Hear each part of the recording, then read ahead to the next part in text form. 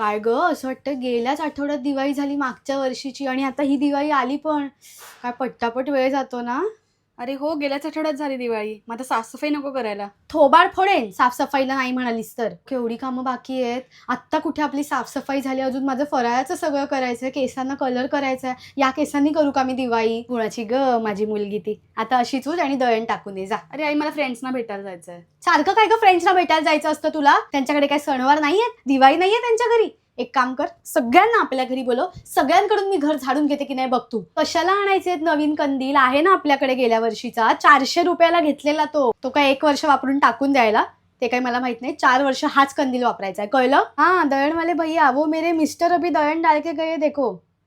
हाँ तो वो ना मेरा लाडू के लिए दळण है, तो आप एकदम बारीक दळो हाँ. आपने अगर जाड़ा दया ना अभी इस बार तो मेरे से गाठे, आप ध्यान में रखो. हो, मला जरा ती साड्यांची बॅग काढून द्या. ती बेबीने नाही का आता पूजेला साडी दिली मला, तीच नेसेन दिवाळीला. आता कुठे ती साडी मला नाही माहित. असं कसं माहित नाही हो तुम्हाला? तुम्ही आत्ताच्या आत्ता माळ्यावर जा आणि मला तीच साडी काढून द्या. मला काहीच ऐकायचं नाहीये. माहित नाही आणि हे नाही आणि ते नाही.